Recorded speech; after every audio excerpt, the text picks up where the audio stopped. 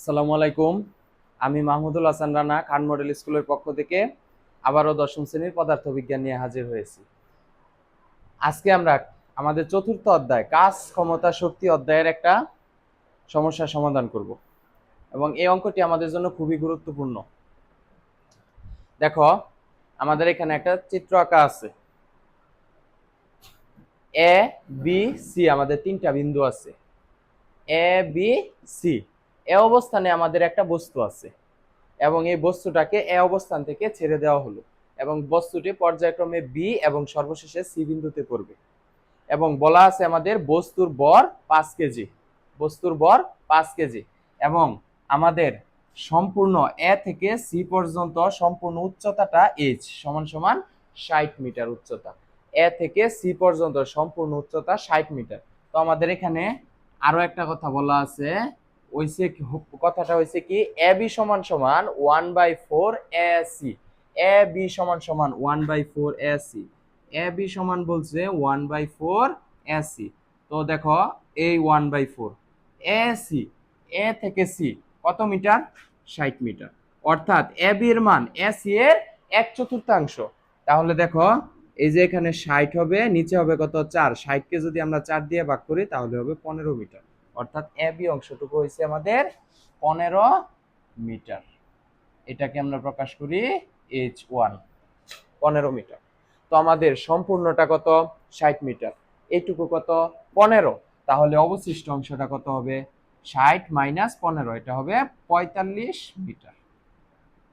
তো এটা হয়েছে আমাদের H2। আশা করি এইটুকু সবাই বুঝতে পারছো। তো এখন দেখো আমরা আমাদের সমাধানে চলে যাই।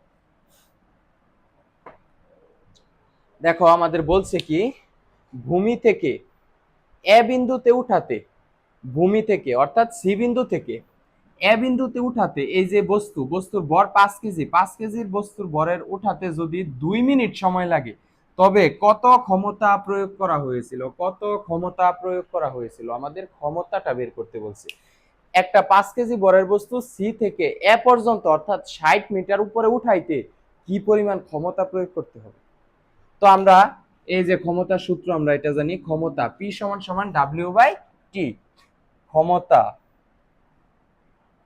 ক্ষমতা P সমান সমান W/T। তো W মানে কি? কাজ। তাহলে আমাদের কাজের সূত্র কি? mgh।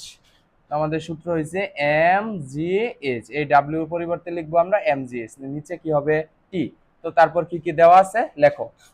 m বস্তুর ভর, বস্তুর ভর দেওয়া আছে 5 কেজি। তো জি হইছে অভিকর্ষজ ত্বরণ, এটার মান আমরা জানি কত? 9.8 মিটার পার সেকেন্ড স্কয়ার। তারপরে এইচ দেখো তো বলছে এ থেকে উঠাতে, ভূমি থেকে এ বিন্দুতে উঠাতে, ভূমি থেকে এ বিন্দু অর্থাৎ সম্পূর্ণ 60 মিটার উচ্চতায় উঠাতে উচ্চতা হবে 60 মিটার। টি সময় বলা আছে আমাদের যদি 2 মিনিট সময় লাগে, 2 মিনিট, 2 মিনিট।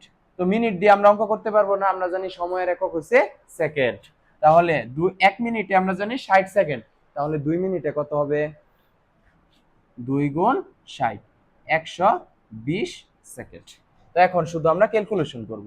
দেখো এম হইছে আমাদের 5 কেজি, জি হইছে 9.8, এইচ হইছে 60, এটাকে আমরা ভাগ দিব 120। তো এখানে যদি আমরা ক্যালকুলেশন করি এটার ক্যালকুলেশন হবে 24.5। আমাদের ক্ষমতার একক হইছে ওয়াট। অর্থাৎ এই বস্তুটা এ বিন্দুতে উঠাইতে 24.5 ওয়াট ক্ষমতা প্রয়োগ করতে হয়েছে। আশা করি এটা সবাই বুঝতে পারছো। আমাদের গ নাম্বার শেষ। তারপর আমরা ঘ নাম্বারটা সমাধান করব। এটা আমাদের সবচেয়ে গুরুত্বপূর্ণ একটা প্রশ্ন।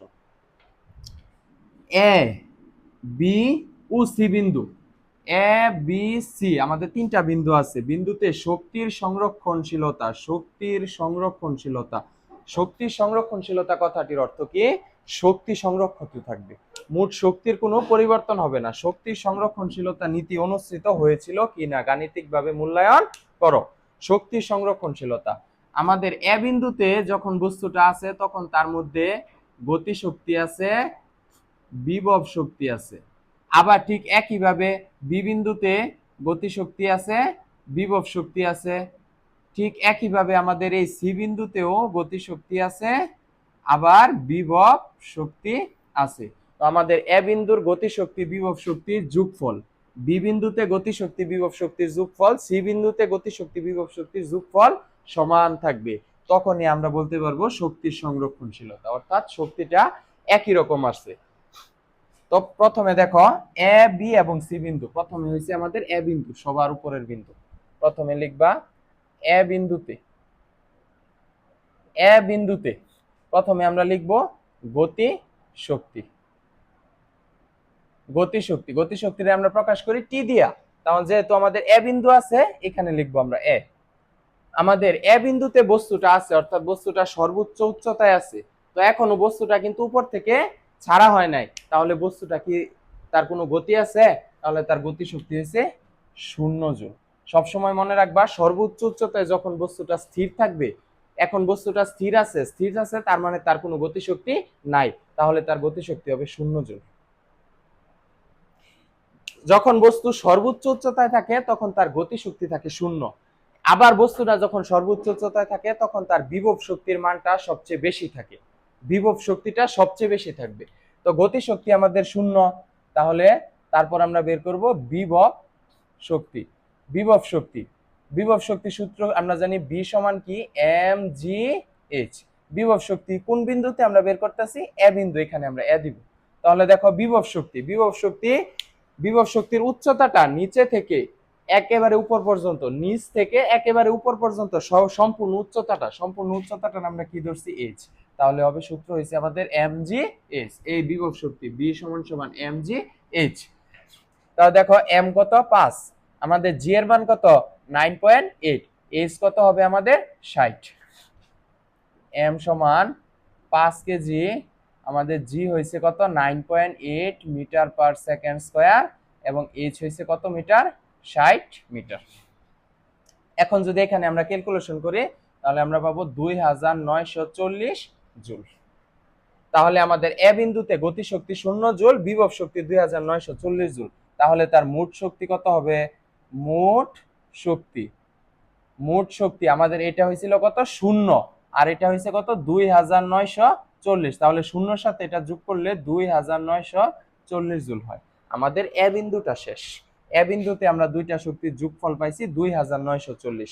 ঠিক অনুরূপ ভাবে বি বিন্দু এবং সি বিন্দুতেও বিভব শক্তি আর গতি শক্তি আমাদের 2940 হবে, এবং এটা 2940 হবে। যদি না হয় তাহলে আমাদের অঙ্ক ভুল হয়েছে, এরকম ভাবে ধরে নিতে হবে, কারণ আমাদের শক্তির, মোট শক্তির কখনো পরিবর্তন হয় না।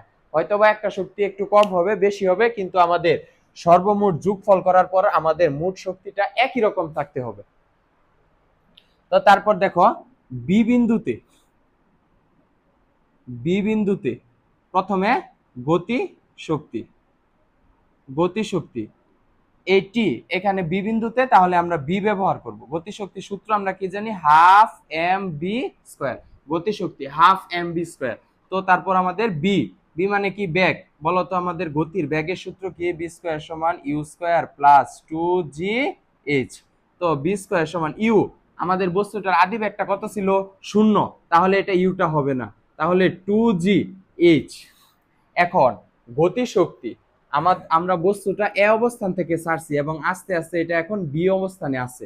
তো এখন তো আর গতিশক্তি তার 0 নাই, গতিশক্তি 0 নাই, এবং তার বেগ আছে একটা, বস্তুটা এখন আর স্থির নাই, তার মানে তার গতিশক্তিও আছে এবং এখানে একটা বেগ আছে।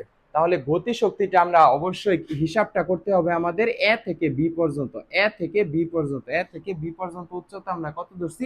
h1, 15 metre. তাহলে এখানে হবে h1।